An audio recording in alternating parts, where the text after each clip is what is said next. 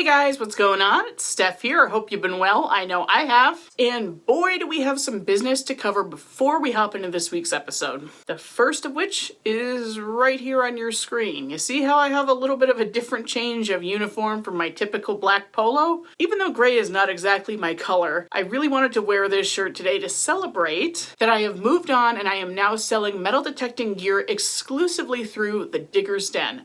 I'm going to put my reach info below and my code is still going to be StefDigs in all caps. But don't try that with KELLYCO because I am no longer affiliated with them in any way, shape, or form. This was just a better move for me for a multitude of reasons. I could be here all day telling you why, but we'll just move on from that. Overall, I'll probably be conducting a lot of my business on Facebook and through phone calls. So this is going to be a much more personal touch than generally just, entering a code and having that be that. So great things ahead, very bright future with the Digger's Den, and I have to thank the owner of the Digger's Den, Brian Harvey, for reaching out to me to begin with. And if there's ever a time that you can't reach me or Brian for whatever reason, make sure you reach out to Sonia Harshman of Team XP USA, or you can always reach out to my buddy Gypsy Jules from Garrett. They're both good friends and they will take great care of you if you can't reach me. So that announcement aside, which I was really excited to share with you, let's move on to something else really quick. My absence last week. Now I did share in the community section of YouTube that I was going to be absent because I was doing a little more research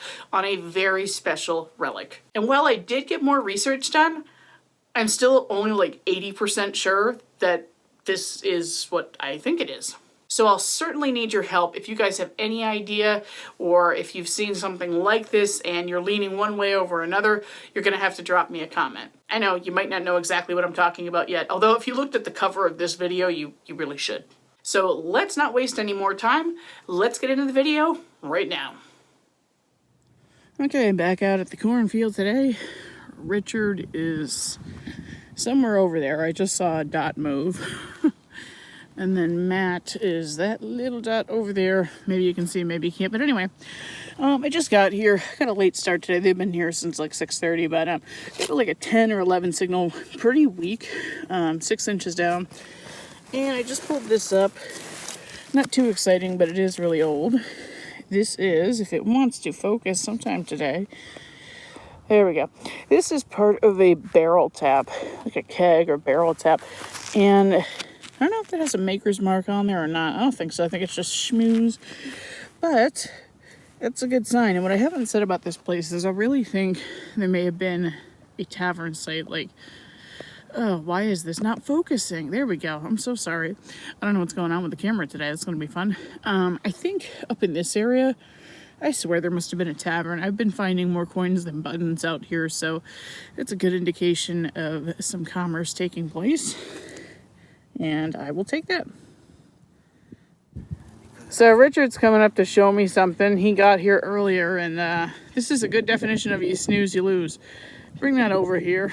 At first I thought it had a Chuck E. Cheese picture on it. Chuck E. Cheese picture.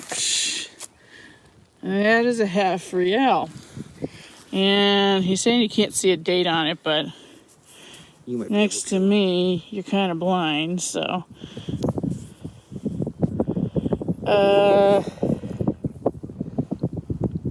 Wow.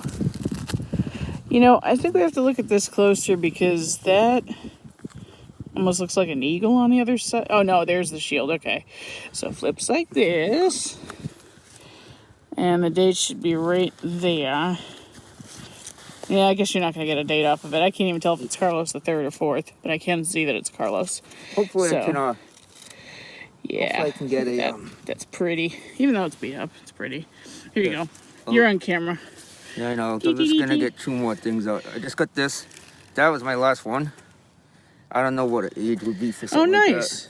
That's beautiful. It's in perfect shape. I can't believe some of the stuff that comes out of this field. It's ridiculous that it's like still intact because you said you got this over basically same small field that's behind this tree line over there. That's my where I got my complete shoe buckle. So, and that's small, but I mean, you'd think it'd be beat up a little bit. So, oh wow, lots of gold gilt left on that. Is there anything on the front? Nah, it's still pretty though. But yeah, high look, quality. The gold part look good, and solid 10. Yeah. all day. I just dug up an 11. It was part of a keg tap. Oh, was it? That's what I'm saying. You know, I think there may have been a tavern on this site, and I think that's why And the French army probably drank. Well, yeah. I mean, that's where you'd stay for the night if you were traveling and stuff. So Yeah. we'll see what's out here. And then my Fujios came from this general area. It's just such a weird spot, but all right. It's weird all over. Yeah, it and is. our newbie buddy found his first stinking Lincoln today. Did he? Yeah. Nice. All right. All right. Good Unfortunately, job. I have to head out. I Yeah. get the children this weekend, but this made the last hour the best for me, so. Definitely. You know, it's been a little quiet except for some can slaw, but I just got a screaming 23-24, which is what I love to hear on the Equinox. I don't think it's that great, but it's something. I think I've got a little buckle here. Yep. Little horse tack buckle. Nice silver plating on there. Don't know how old. Maybe 100 years old or so. I don't think it's too old, but hey, we will take that. Well, this might be a weird one. Really bouncy signal, pretty close to the surface, so loud. But I mean, it was bouncing from like 2 to 9 to 22 to, I don't know, but it didn't sound like just iron. And it wasn't. It's this thing. Let's see. Is this part of a buckle? I think so. Yeah, I think this is a buckle tongue. Kind of an earlier one too, so I think this is a shoe buckle tongue. That's nice. Where's the whole big frame? I would love that. But I'll take that all day. Anything shoe buckle related, you know I'm all over that.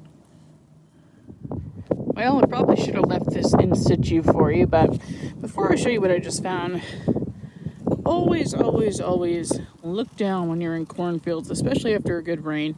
We did get some rain, so I've been keeping my eyes peeled since I did find a thumb scraper here once. And I just found a piece of worked material. You can definitely see that it's been napped. So I don't know if this is a flake or if it's just broken off of something else. I would imagine if it's a flake off of the original piece they were working on, but I don't know. It's still very cool though. Definitely going to keep that. Okay, well this one I will keep in situ for you. And it's kind of a trick because it's not Native American, at least I don't think it is. Almost fell over there. There it is. A piece of a clay pipe stem. Really thick piece too, with a smaller hole. So that, due to the size of the hole, that might be like mid to late 1700s, but that's just a guess. There's an equation for this sort of thing, but I don't know it offhand. So, hey, very cool. I always love collecting clay pipe pieces. Okay, let's stop here really quick. I have mentioned now in several videos that there's this magical equation to let you know how old a pipe is depending on the size of the hole drilled into the stem. So rather than that being a secret, I'm going to put it on the screen right now.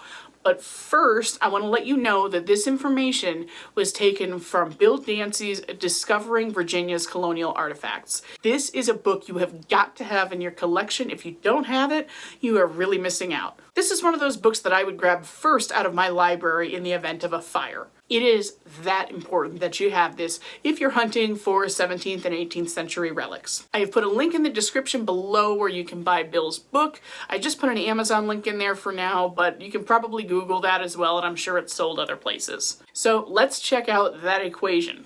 Now, this is kind of Greek to me. This is just too much math. I'm not exactly a really mathy person. Actually, Nicola had to do the equation for me because I'm that bad at math. She's the math brain. I'm very much not. So, in any case, that's the equation right there. So I wasn't making it up. It does exist. And if you can figure out how to do the math, great. I'm sure I'm making it out to be way harder than it actually is. All right, we'll get back to the show now.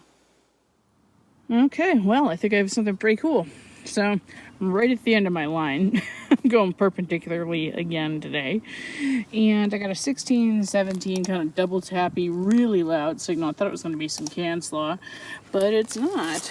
I did touch it briefly. I think it's a button. Though I didn't feel a shank, I did see a design. Whoa. What is this? Is this a button? Yeah, it's a button. I'm just like seeing things. Oh, wow, it's pretty though. I'm going to brush it off and come back.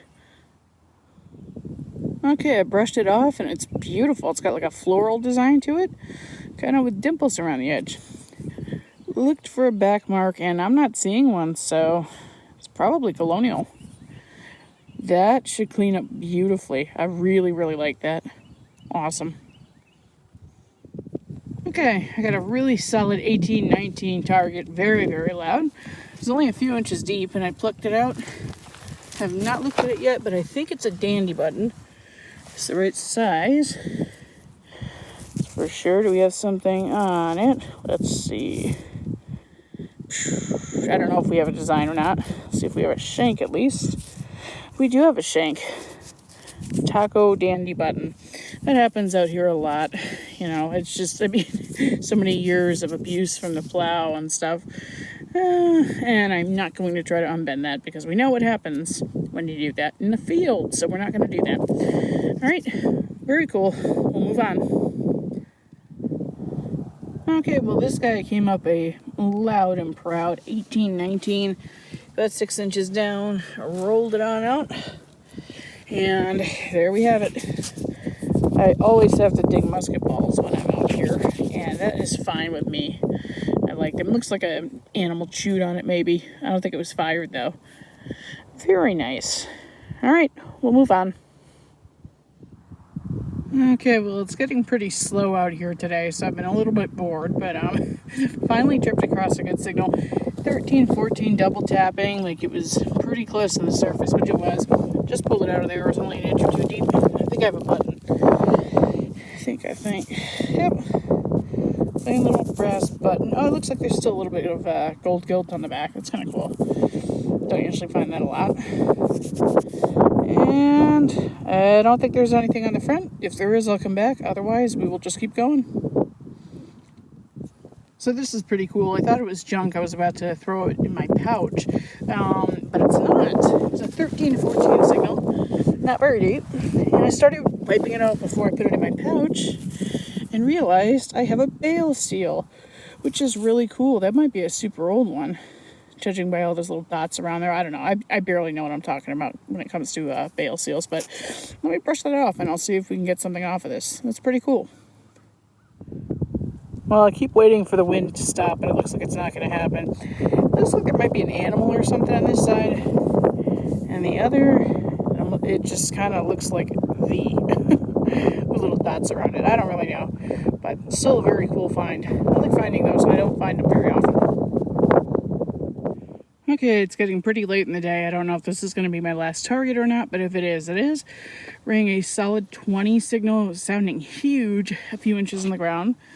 And I just got it out. It's at the side of the plug here, and it looks pretty cool, whatever it is. Let's see. I'm trying to think if that's, wow, that's a super, it's either a fancy escutcheon plate, or it actually could be something even cooler than that. It might be a sword guard. Like it's just the top piece of it, because a small sword, the blade would have fit through something that, you know, that small. So it's, you know, I don't know. And I'm trying to figure out if it's broken too. And if so, where. Let me brush that off real quick. Well, I was looking at this side mainly when I dug it up, but clearly that's the back, because look at this. I don't know what that is. Sorry, I'm in my own light here. It is gorgeous, though. I think, you know, I'm not convinced it's broken. At least not obviously. I don't know. This is, I mean, I'm really leaning against escutcheon plate. This is just different, especially with this big square hole. It really reminds me of a small sword guard. I don't know. Whatever it is, it's fancy, and I really like it. So, to you Colonial relic diggers, can you see maybe why I'm a little confused on this piece? Now, my gut is telling me, yes, it's a sword guard, it's a dagger guard, it's something in that realm. But on the other hand, yeah, I guess it could be an escutcheon. I've never seen one with a square hole though, and I've certainly never seen one that's 3 millimeters thick. So that means research time. And I'm telling you, I spent about, I would say anywhere from 20 to 40 hours of research on this, and I'm still not 100% sure that it's a sword guard or a dagger guard, but I'm still leaning that way, and here's why. I use the Portable Antiquities Scheme website quite a bit to help identify my finds, any of that oddball stuff. If I think I have an idea of what something might be, I'll type that into the database and see what comes up. And in this case, I did find some matches, at least characteristically. I didn't find an exact match to this, but I did find some dagger guards and sword guards that looked similar in terms of their attributes. I'm gonna put a picture up on the screen right now. Now, as you can see, it doesn't really look a whole lot like my piece, but again, we're looking at attributes here. The size of that hole, that square hole that's on the side, is the same size as my piece. Now, the thickness on this piece is about 3 millimeters, same as mine. So this is the closest match I was able to find. Now, to be fair, I also looked through every entry in the database. So I'm talking thousands and thousands of entries of escutcheon plates. Some of the ones from the 17th century are on the thicker side, but generally speaking, I'm not finding escutcheon plates that are more than 2 millimeters thick. So given the square hole and the thickness, the fact that I have not seen an escutcheon plate with a square hole, including in the Portable Antiquities Scheme database, I didn't see a single one with a square hole. I really am leaning sword or dagger guard. Now, if you disagree with me and you have seen antique furniture that has square holes for the drawer pull part of the escutcheon, that's actually welcome. You can email me at stefdigs@gmail.com. I really want to get this right, guys, because I don't want to be giving you false information, and I may actually do a follow-up on this piece next week just to let you know what information I got from other viewers. I would rather have a correct ID than go along thinking something is cool and then passing along information that's not correct. As you guys know, education is a big part of this channel, so I want to make sure that I'm presenting it correctly. And that is why I need your help. So please comment below, email me, send me pictures, the works.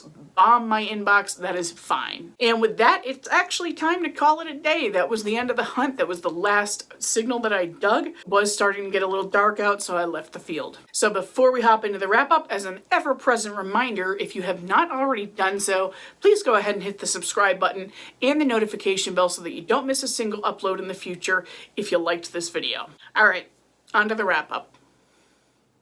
Okay, wrap-up time. So I don't think I saved any of the junk this time around. I think I tossed all that, but we'll go over what we found here. That shoe buckle shape, piece of clay pipe stem, the dandy button, which just, yeah, it really didn't clean up. I did use a brass brush on it, but there's nothing on it, just a plain Jane tackle. And let's see that bale seal. I love that. All I can still see is "the" on there. So who knows what the whole thing said. That might be cut out from the center of a larger one. I don't know. Nice little musket ball, tack buckle everywhere. You find those everywhere you go. Another piece of a keg tap. And let's see a couple of buttons here. This one is plain, but that is okay. A little bit of silver wash lift on the back there. It's pretty cool. This is beautiful. It's too bad it was so corroded by the farm, or the rather the fertilizer they've been using for years. So I used a brass brush on it, and some of the details actually came off or whatever. But still a very pretty button with that smashed over shank.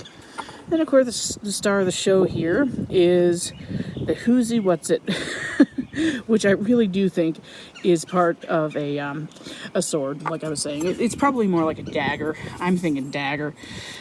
So yeah, I really love that. Look how thick it is, though. You can get a really, good appreciation when I'm holding it in my hands in this wrap up right now.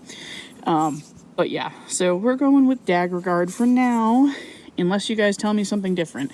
So like I said, I did all the research I possibly could on this, and that's just what's leading me to the conclusion, especially that square hole. To me, that's kind of a giveaway there. So very, very, very cool piece. And all I did was just rinse it off real quick to remove the dirt.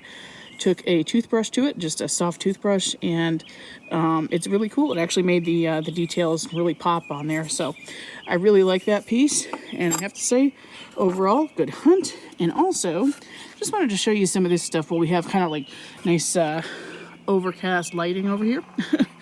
especially because you can really see rainbows in this glass. This is really thick green glass. That could be 17th or 18th century, I'm not sure. This is beautiful too. This is just, you know, I think some of this stuff might be coming up in a video, but I really can't remember.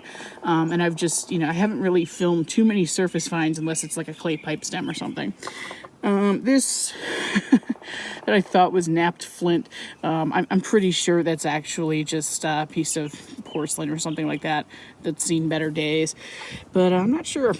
This is a really cool pattern. I like this. I've never found that before. Don't know if it's part of a plate. I'm guessing it is. Yeah, it's got to be what it is. And let's see, anything else cool to go over? Just typical porcelain. This is really cool. I can't remember what the heck it's called for the life of me, but one of my friends told me what it is, and I think it's 17th century, and I can't remember what the heck it's called, but I really, really like that piece. Super cool, and that just, you know, drew my eyes right to it in the field. So thought I would show you just some of those surface finds there. And overall, another great hunt in the cornfield. Okay guys, well as always, I really hope you enjoyed this week's episode, and remember, get out there, save what you can, do what you love. We will see you next week.